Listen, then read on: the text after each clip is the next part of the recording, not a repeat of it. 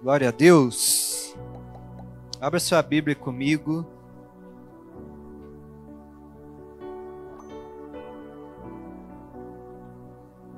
No Evangelho de Lucas, capítulo 11. Evangelho de Lucas, capítulo 11.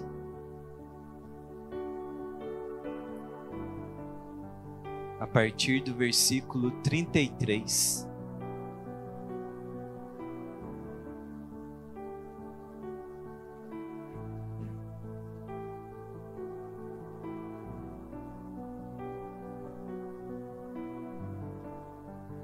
Evangelho de Lucas, capítulo 11, versículo 33.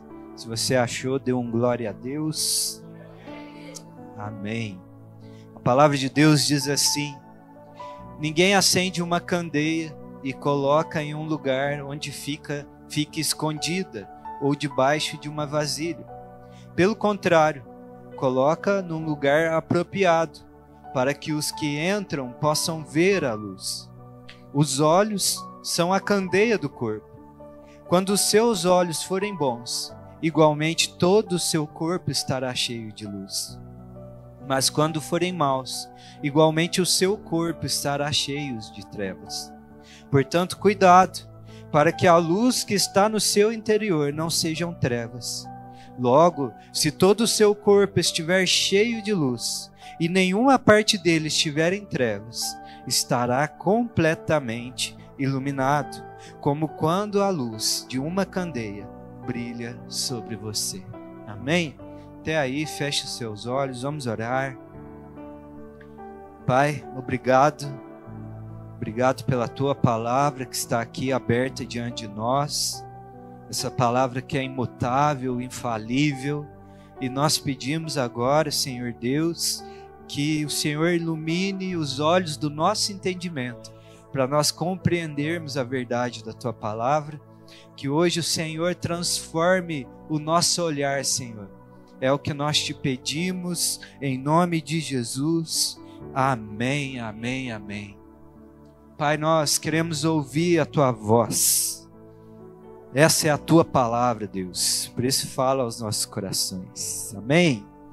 Queridos, a forma como nós enxergamos a vida, a forma como nós vemos o mundo, vai determinar como nós vivemos a nossa vida.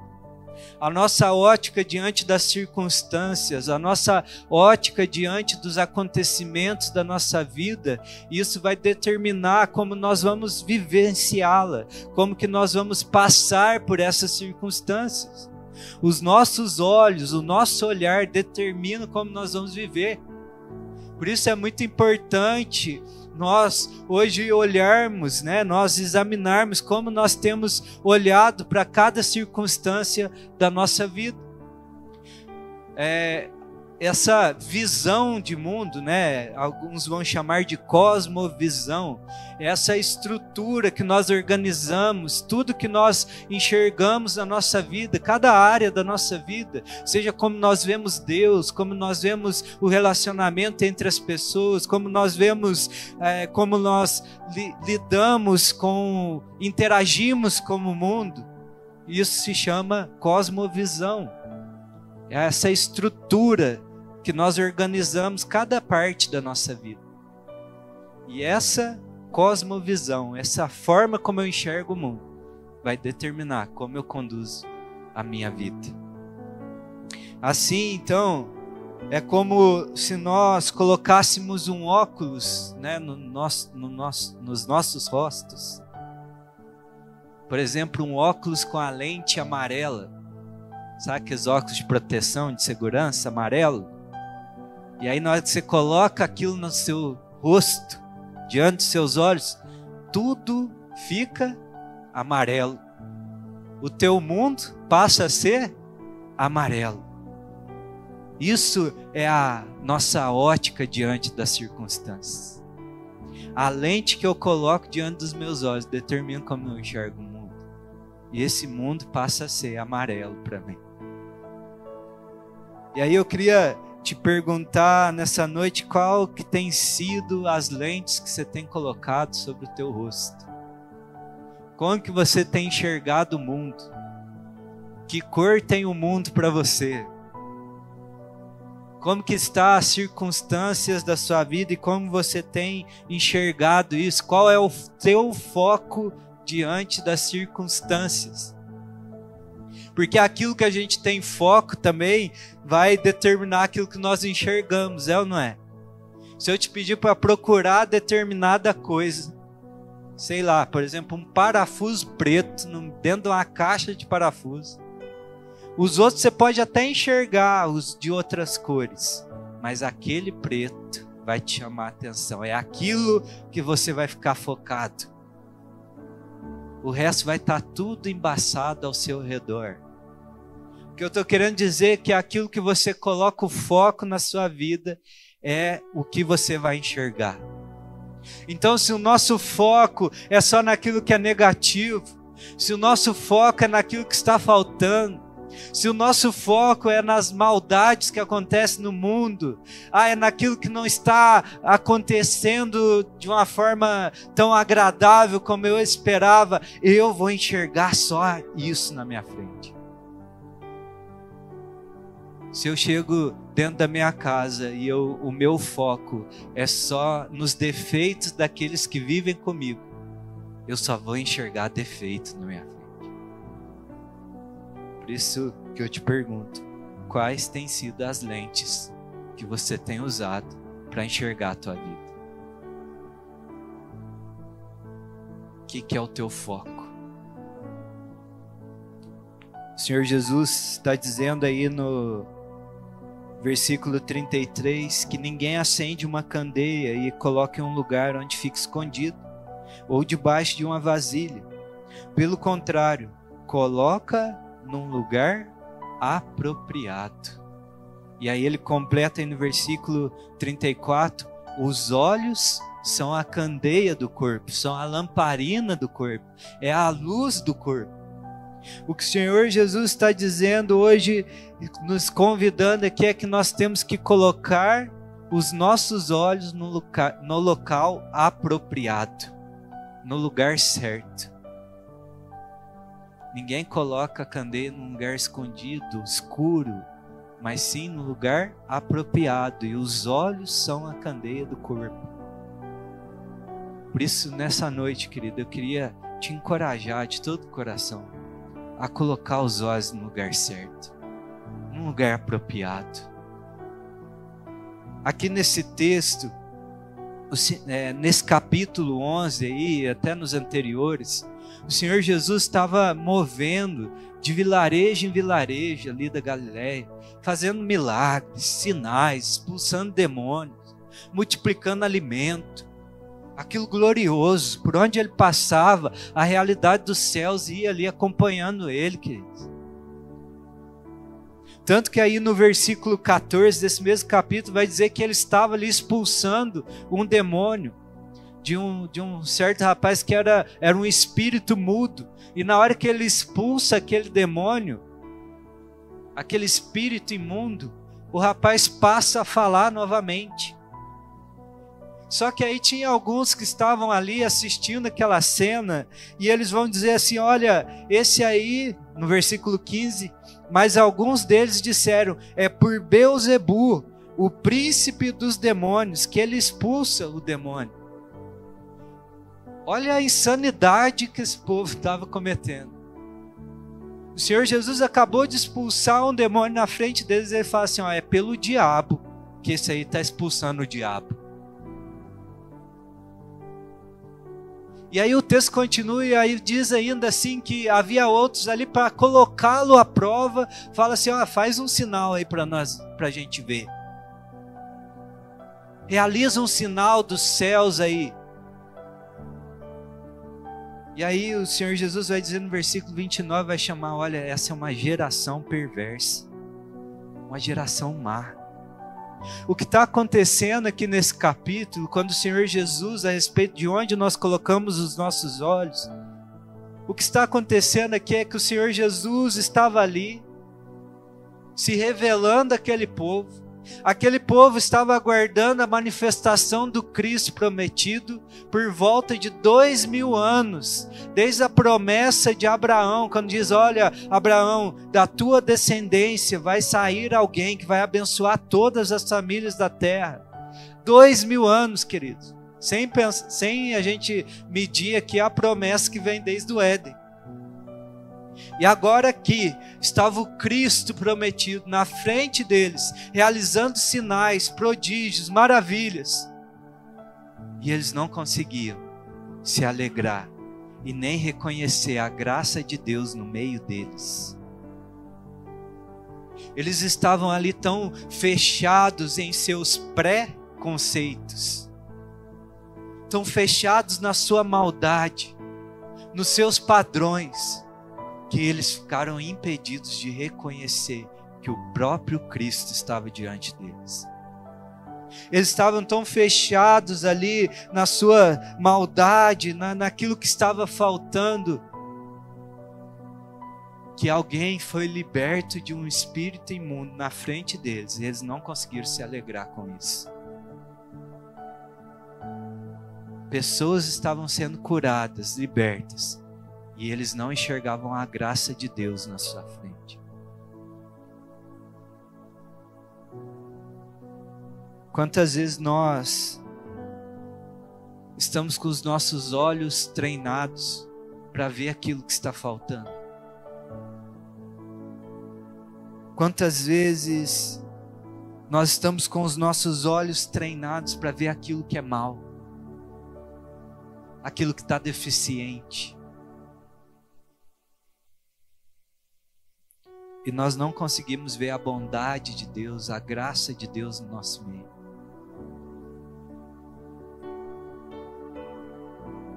Os olhos são a candeia do corpo. Quando seus olhos forem bons, igualmente todo o seu corpo estará cheio de luz. Mas quando forem maus, igualmente o seu corpo estará em trevas. Portanto, cuidado, para que a luz que está no seu interior não seja trevas. A forma como nós enxergamos o mundo determina como nós vamos viver a nossa vida. A forma como nós olhamos para as circunstâncias afeta o nosso interior e ao nosso redor. Se os seus olhos forem bons, todo o seu corpo se encherá de luz. Mas se eles forem maus, igualmente estará em trevas. Esses olhos maus aqui,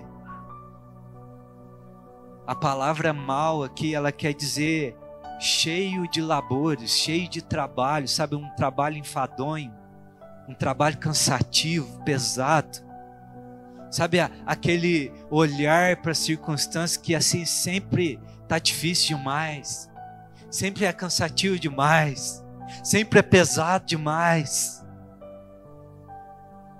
Essa palavra mal também quer dizer cheio de aborrecimento, fadiga, pressionado, atormentado, cheio de perigo, que causa dor, problemas, uma natureza má, algo que é ruim, iníquo. Tudo, essa palavra, olha, que fala assim, os seus olhos são maus, tudo quer dizer isso. É aquele olhar pessimista, é aquele olhar negativo, é aquele olhar com maldade mesmo. E aí o que o Senhor Jesus está dizendo, olha, se o teu olhar, os seus olhos, a forma que você enxerga o mundo estiver carregado dessas coisas, isso vai contaminar o teu interior, vai trazer trevas para dentro de você. Sabe o que é o resultado? A gente não começa a ser roubado da alegria da vida, a gente começa a ter dentro de nós só morte, só tristeza, só dor. Mas também ele está dizendo, se os seus olhos forem bons, todo o teu corpo se encherá de luz. Dentro de você, querido, se os seus olhos forem bons, vai reinar alegria, vai reinar paz, vai reinar esperança, vai reinar, vai ter dentro de você uma fonte de vida jorrando.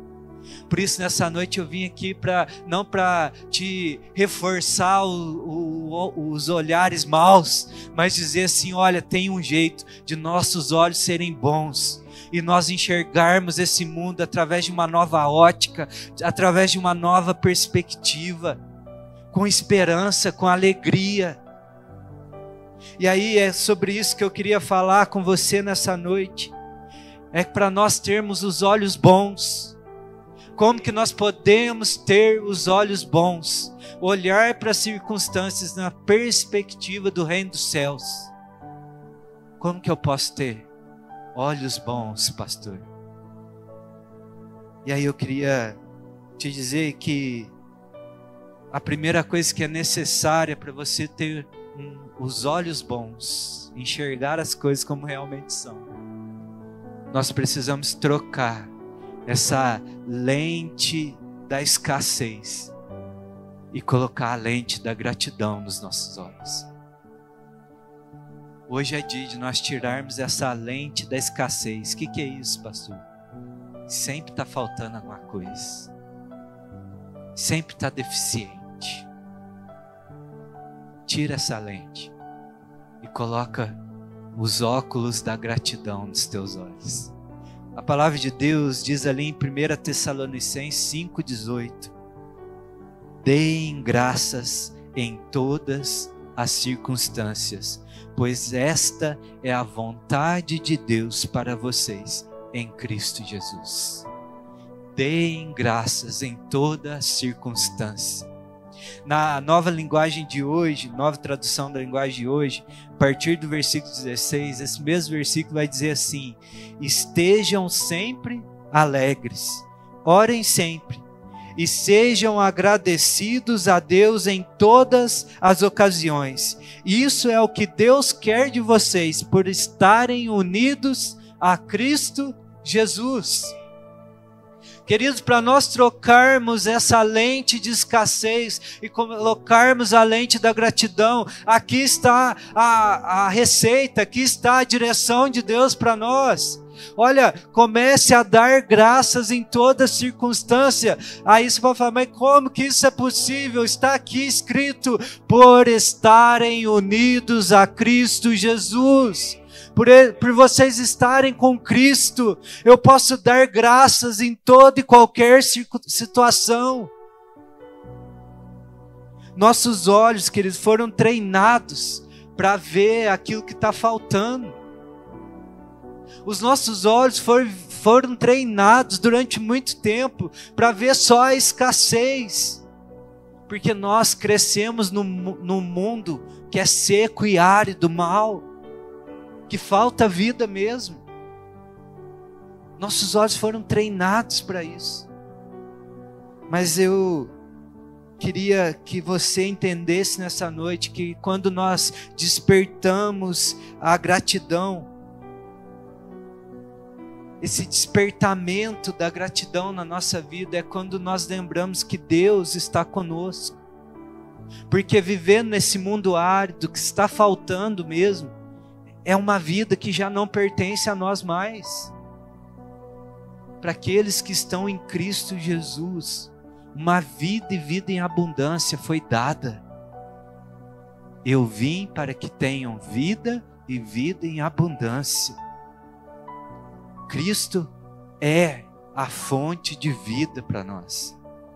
Então o despertamento da gratidão está nisso, em lembrarmos que Deus está conosco, que Ele é tudo o que nós precisamos.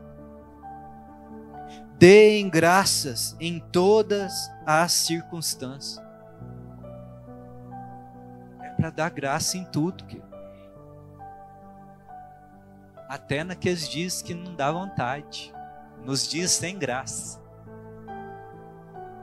É dizer, Deus, obrigado, porque eu estou passando por isso, mas eu sei que eu não passo só. Deus, obrigado, porque se isso veio na minha vida, e eu sou ciente que o Senhor é o Senhor da minha história, eu vou passar por isso, porque tudo que acontece na minha vida, passa pelo crivo da tua santa vontade. Então é passar dando graças mesmo. Tirar esse olhar de escassez e começar a manifestar gratidão. A gente tem repetido muito essa frase, mas eu me apropriei dela para o meu coração, que é isso. A alegria é esse fruto, mas a semente é a gratidão. E a gente tem que começar a semear a gratidão na nossa vida. Semear até que a alegria frutifique dentro de nós. Até que as trevas se tornem luz no nosso interior. É necessário reorganizar o nosso modo de ver as circunstâncias, sendo gratos pelo Senhor, pelo que Ele tem nos dado naquele dia, nesse momento. Certa vez o Senhor Jesus estava diante de uma multidão, aí em João 6,5. A multidão já é bastante gente, você não concorda? E aí a Bíblia vem e fala assim, uma grande multidão. Então era uma multidão da multidão. Uma grande multidão estava com o Senhor num lugar deserto, né? Um lugar longe de tudo. E aí lá em Marcos, quando vai relatar essa mesma passagem, ainda os discípulos falam assim, ó, Senhor Jesus, manda esse povo ir para os povoados, para os vilarejos, comprar alguma coisa para eles comer, porque já está tarde e a gente não tem o que dar para alimentar essa multidão. Aqui em João 6, o Senhor Jesus põe Filipe à prova. Ele vai dizer em João 6,5, levantando os olhos e vendo uma grande multidão que se aproximava, Jesus disse a Filipe, onde compraremos pão para esse povo comer? Fez essa pergunta apenas para pô-lo à prova, pois já tinha em mente o que ia fazer. Então, naquele momento ali de uma aparente escassez, o povo começa a ficar preocupado. Olha, onde que a gente vai alimentar essa grande multidão? O Senhor Jesus ainda vem para Filipe dar aquela cutucadinha. Olha, onde que nós vamos comprar pão para esse tanto de gente? Só para ver a tensão, né? Fala, se Jesus está pensando em comprar, imagina eu. Mas ele tinha em mente o que ele ia fazer. E aí o texto continua dizendo que Filipe lhe respondeu, 200 denários não comprariam pão suficiente para que cada um recebesse um pedaço. Olha o que Filipe está dizendo, 200 denários é 200 dias de trabalho. O salário de 200 dias de trabalho não seria suficiente para comprar pão para cada um comer um pedacinho. Você ia passar apertado aí. E aí, a ótica aqui de Filipe vai nos revelar aqui que as lentes dele estavam na escassez. Jesus, eu olhei e está faltando muito pão. Aí vem André, né, outro discípulo, André, irmão de Simão Pedro, tomou a palavra e disse, aqui está um rapaz com 5 pães de cevada e 2 peixinhos, mas o que é isso para tanta gente? Mais um que estava com os óculos, está faltando. Disse Jesus, mande o povo se assentar. Havia muita grama naquele lugar e todos se assentaram. Eram cerca de 5.000 homens. Então Jesus tomou os pães, deu graças. É aqui, querido. Aqui está a ótica da gratidão. Essa noite, a noite a gente tomar uma decisão e dizer, eu vou ser daqueles que enxergam o que está faltando ou do que nós temos. E vamos dar graça por isso. Jesus tomou aqueles pães, deu graças, repartiu entre os que estavam assentados, tanto quanto queriam, e fez o mesmo com os peixes. Depois que todos receberam o suficiente para comer, disse aos seus discípulos: ajuntem os pedaços que sobraram, que nada seja desperdiçado. E eles os ajuntaram e encheram 12 cestos com os pedaços dos 5 pães de cevada, e deixados por aqueles que tinham comido. Ele deu graças. Eu queria te dizer nessa noite, querido, que a provisão que Deus te deu hoje, ela é suficiente. Ela é mais do que suficiente. Deus não nos deixa faltando nada. O que Ele está te confiando nas tuas mãos hoje é o que você necessita para hoje. O que era necessário para aquele dia era 5 pães e 2 peixes. E aí, quando nós damos graça pelo que nós temos hoje, Ele nos habilita para a multiplicação do amanhã. Por isso está na hora da gente tirar essa ótica da escassez. Quer um exemplo? Olha aqui para essa igreja. O que você enxerga? Ela meio cheia ou meio vazia? Eu dou graças a Deus pela vida de cada um de vocês. Porque a medida que Deus tinha para nós hoje é essa medida que está aqui. E Senhor Jesus, nós te damos graça, erguemos essa medida aos céus e louvamos pela tua provisão desse dia, e pela tua graça nós sabemos que ela vai se multiplicar, ela vai abençoar e vai cumprir o propósito pelo qual o Senhor nos deu. A gratidão declara a nossa confiança em Deus. É pegar 5 pães e falar: obrigado, Jesus. E eu confio que isso aqui é suficiente. A gratidão é o combustível para a multiplicação. Não espera Deus multiplicar, não. Dá graça pelo que você tem. Aquilo que o Senhor Deus nos provê hoje é o necessário e o suficiente. Amém?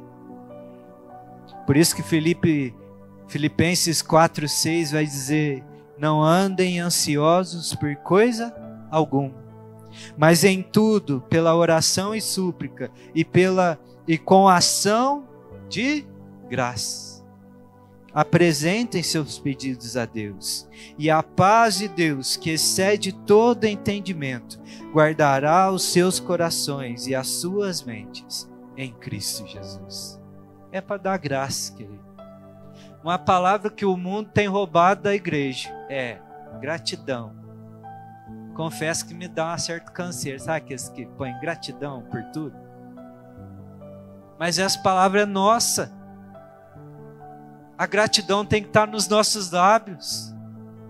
Nós temos que falar: obrigado, Senhor. Nós te damos graça por tudo que o Senhor tem nos dado na nossa vida. Nós te damos graça pelos dias bons, pelos dias maus, porque todas as coisas cooperam para o nosso bem, para aqueles que estão em Cristo Jesus, para aqueles que são chamados segundo o seu propósito. Graças nós te damos, Senhor Jesus. Querido, para um filho de Deus, algumas frases não deviam passar perto dos seus lábios. Frases como essa: no dia que eu tiver aquela posição, eu vou ser feliz. No dia que eu tiver aquele número, eu vou estar satisfeito. No dia que essa igreja for daquela forma, é o dia que eu vou louvar a Deus de todo o coração. Essas frases não podem estar nem perto dos nossos lábios, querido. No dia que eu tiver.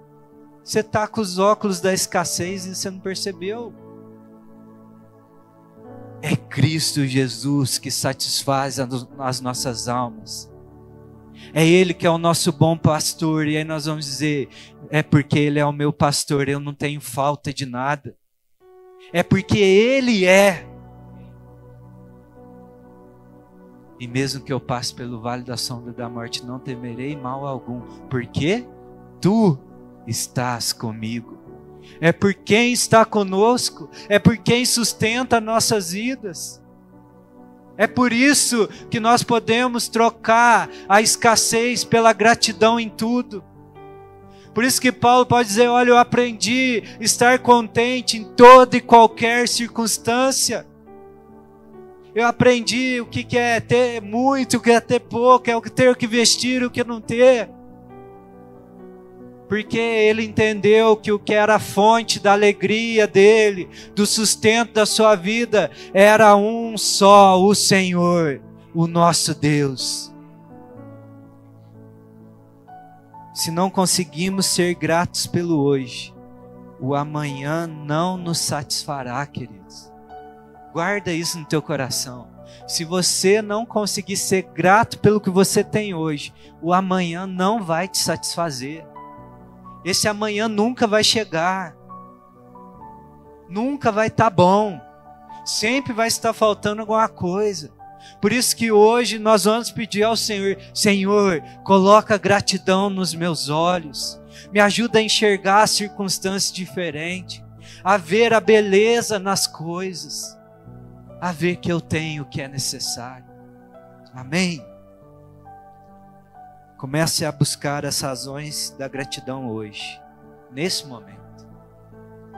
Tá difícil, mas olha aí, procure direitinho.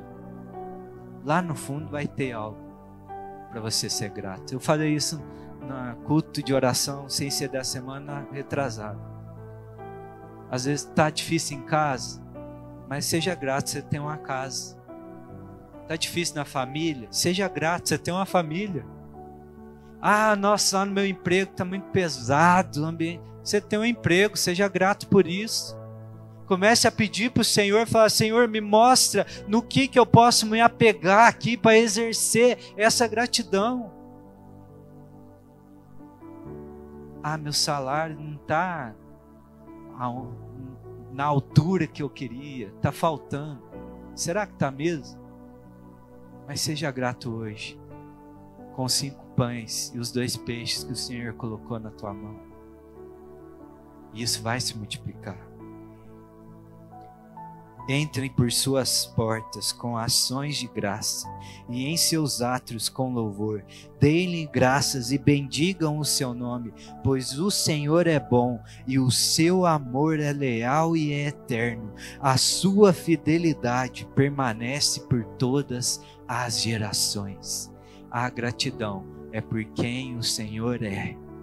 Ele está cuidando da tua vida. Você pode ser grato por isso nessa noite? Então você fala, obrigado, Senhor Jesus. Que essa palavra sempre esteja nos seus lábios. Comece sempre, obrigado, Jesus. Vamos combinar isso? Em todo momento, vai doer. Aí você vai falar, obrigado, Senhor Jesus. Quando eu estou alongando demais nesse ponto, né, Henrique? Mas eu preciso te dizer, quando eu era moleque, eu e meus amigos tinham uma brincadeira que a gente fazia, mas eu acho que é algo que a gente devia praticar. Eu lembro quando a gente machucava, sabe quando você batia o dedo assim na ponta, no pé da mesa, sabe aquela dor? Aí eu lembro que a gente não xingava, aí a gente começava, ai que delícia, que coisa boa, ai meu Deus, obrigado. Eu quero que você comece a fazer isso, querido. Sabe quando você doer, quando for algo que te incomoda, você vai começar a dizer obrigado, Senhor Jesus. Como diz a Fabiola Melo lá, né, Sol? Vamos confundir o inimigo.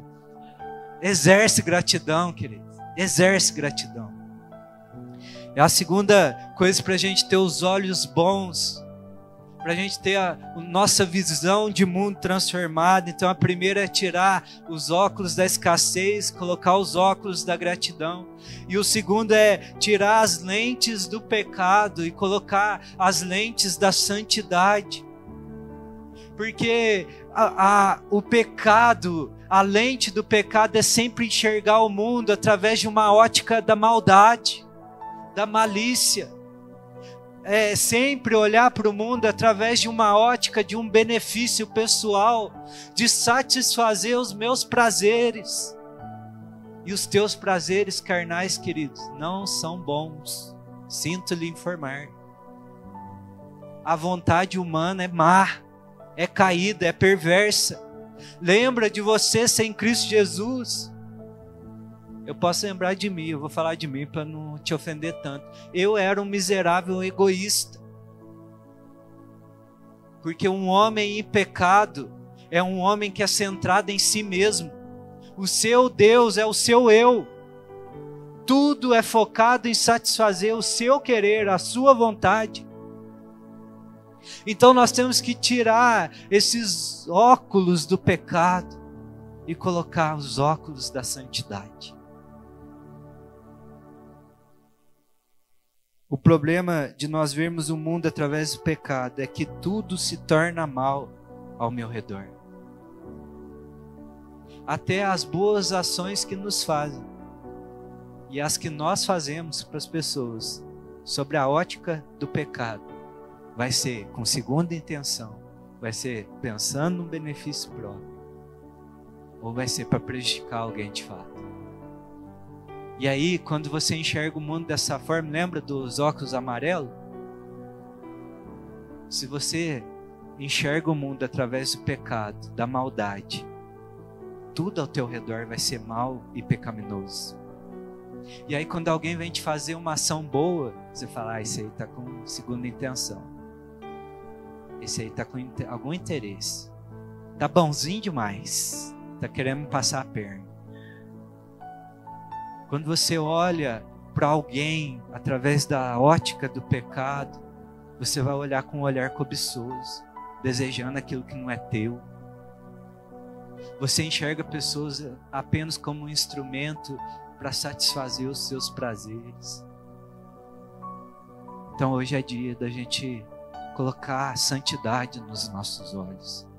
Mas como que eu posso colocar a santidade nos meus olhos? É viver, enxergar o mundo através da palavra de Deus. E o resumo da palavra de Deus é o seguinte, os mandamentos de Deus. Ame o Senhor teu Deus, acima de todas as demais coisas. E ame o teu próximo como a si mesmo. Essa é a lente que você tem que colocar nos teus olhos. É olhar baseado em amor. A santidade, ela é refletida no amor a Deus e amor ao próximo. E aí quando eu coloco esses óculos de santidade no meu rosto, aí eu começo a olhar para as circunstâncias e eu enxergo elas baseadas no meu amor a Deus. Então eu não vou cobiçar aquilo que não é meu, porque isso é desagradável ao Senhor. Eu não vou desejar o mal para o meu próximo e nem interpretar as ações dele como má, porque eu estou fundamentado no amor. Eu olho para as pessoas com compaixão, porque eu entendo que ela é alvo do amor de Deus. E aí, quando eu coloco os óculos de santidade, algo incrível acontece. Você começa a olhar para as pessoas e você enxerga alguns comportamentos que são maus, pecaminosos, desagradáveis. E aí, em vez de você condenar, você fala assim, Deus, tenha misericórdia dela. Ele ainda não entendeu. Ele ainda não tirou esses óculos maus. O seu interior ainda está em trevas. Quem está me entendendo? O Senhor Jesus olhava para as pessoas com compaixão, além das camadas. Tanto que um dia ele está na casa de um fariseu jantando, e o texto vai nos dizer que entra naquela sala uma mulher pecadora. Todos conheciam ela, essa aí é pecadora. E ela chega aos pés do Senhor Jesus, quebra ali um vaso de alabastro, derrama um perfume nos pés do Senhor Jesus, ela começa a chorar nos pés do Senhor, ela começa a enxugar os pés do Senhor com seus cabelos, E aí aqueles que estavam ali com os óculos da maldade ainda começam a olhar para aquela cena e dizer: ah, se ele soubesse quem é essa mulher, quem está tocando nos seus pés, ele saberia que ela é uma pecadora. O que todo mundo naquela sala estava enxergando era uma cena que não era agradável, era uma cena que não era das mais aprovadas naquele tempo. Uma mulher mostrando seus cabelos em público, aquilo era algo até beirando a ser indecente. Uma mulher tocando nos pés de outro homem, ainda uma mulher que não tinha uma fama tão boa assim. Mas o Senhor Jesus enxergou através da compaixão, através do amor, e Ele pôde ver o coração daquela mulher. E quando nós enxergamos pelos olhos da santidade, nós podemos dizer: olha, vem cá, que tem perdão de Deus para você, tem uma nova vida para você, os teus pecados estão perdoados, a tua fé te salvou. Eu não estou me importando com os teus comportamentos, com aquilo que você viveu antes, me importa que agora você está quebrantado aos meus pés. Esse é o olhar de Jesus. Então tira as lentes do pecado e coloca lentes de santidade, e a tua vida vai ser transformada. Amém? E o terceiro troca que nós temos que fazer para nossos olhos serem bons é nós trocarmos as lentes do pessimismo pelas lentes da esperança. Está na hora da gente tirar esse olhar pessimista, desanimado, que diz: ó vida, ó céus, e começar a olhar com mais esperança para a vida. 1 Pedro 1,3 vai dizer assim: bendito seja o Deus e Pai do nosso Senhor Jesus Cristo. Pedro já estava exclamando: aleluia! Conforme a sua grande misericórdia, Ele nos regenerou para uma viva esperança. Ele nos regenerou, nos resgatou para uma esperança viva, querido. Não é uma esperança de circunstância, não é uma esperança momentânea, não é uma esperança que passa, que se altera, mas Ele está dizendo que é uma esperança viva por meio da ressurreição de Jesus Cristo dentre os mortos, para uma herança que jamais poderá perecer, macular-se ou perder o seu valor, herança guardada nos céus para vocês, que mediante a fé são protegidos pelo poder de Deus até chegar à salvação prestes a ser revelada no último tempo. Nisto vocês exultam, ainda que agora, por um pouco de tempo, devam ser entristecidos por todo tipo de provação. Olha o que Pedro está dizendo.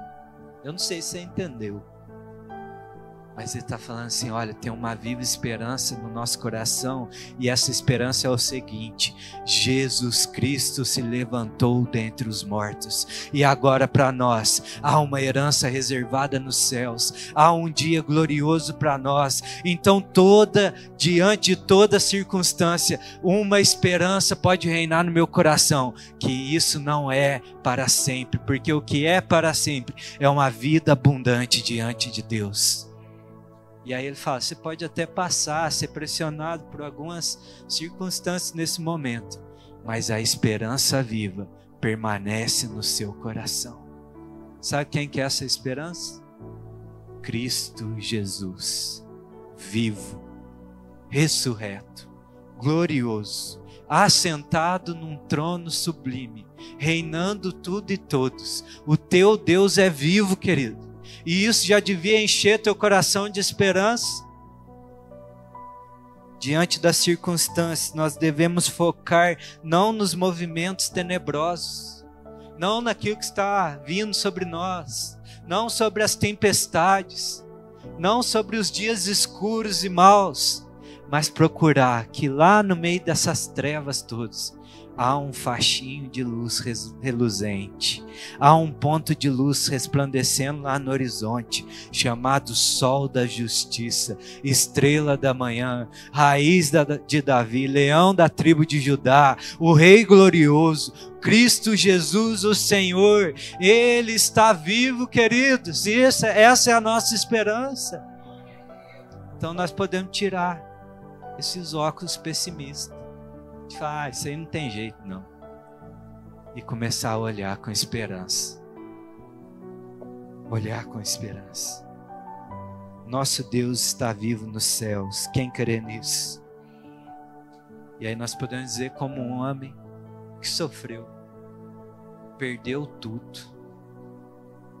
E aí ele pôde, no meio de toda aquela situação tenebrosa, um homem chamado Jó pode dizer o seguinte: eu sei que o meu Redentor vive e que no fim se levantará sobre a terra, e depois que o meu corpo estiver destruído e sem carne, verei a Deus, e o verei com os meus próprios olhos, eu mesmo e não outro, como anseia no meu peito o coração. Essa era a esperança de Jó.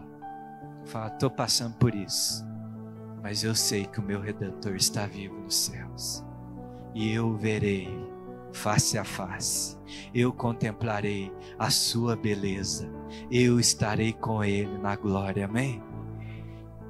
Se a nossa esperança em Cristo Jesus se resume somente a essa vida, somos mais miseráveis dos homens. Por isso que a nossa esperança é viva, a nossa esperança é eterna. A nossa esperança está além das circunstâncias. O que torna os nossos olhos bons é a revelação de que temos um Deus sobre as nossas vidas. E aí nós podemos cantar, porque Ele vive, posso crer no amanhã. Esse é o hino da Igreja de Cristo Jesus por toda geração. É porque Ele vive, nós temos a esperança de um amanhã. Amém? O salmista, no Salmo 27:13, diz assim: ele estava lá sendo perseguido pelos inimigos, pressionado de todos os lados. E aí ele diz assim, Salmo 27, versículo 13: apesar disso, esta certeza eu tenho, viverei até ver a bondade do Senhor na terra. Espere no Senhor, seja forte, coragem, espere no Senhor. Ele está falando para nós, olha, eu tenho uma confiança, eu tenho uma convicção, eu tenho uma certeza que eu vou ver a bondade de Deus na terra. Sabe o que o salmista está nos ensinando? Que diante dos dias maus, a gente já não tem que pegar mais, né? Eu tenho falado isso com alguns irmãos, não é mais o se, se Deus fazer, se acontecer, mas é o quando. É o quando que importa para nós, que não tem mais se na nossa vida não. Agora é o quando o Senhor fizer. Uma certeza eu tenho, que eu vou viver até eu ver a bondade de Deus nessa terra. Eu vou ver Deus agindo na minha vida, eu vou ver Deus transformando a minha história, eu vou ver Deus atuando graciosamente sobre essa nação, sobre essa geração. Dentro de nós tem que ter esperança. E quando vir um pessimista do nosso lado, falar: filho, muda o teu jeito de ver a vida, porque tem uma esperança viva no nosso coração. Hebreus vai dizer que o Senhor essa esperança no Senhor é uma âncora na nossa alma. Sabe o que quer dizer isso? Que quando as circunstâncias vêm, elas nos abalam, elas nos chacoalham de um lado para o outro, mas algo nos mantém firmes, algo nos mantém no lugar. É essa âncora, é a esperança em Cristo Jesus. Eu creio no Senhor. Não é se, é quando.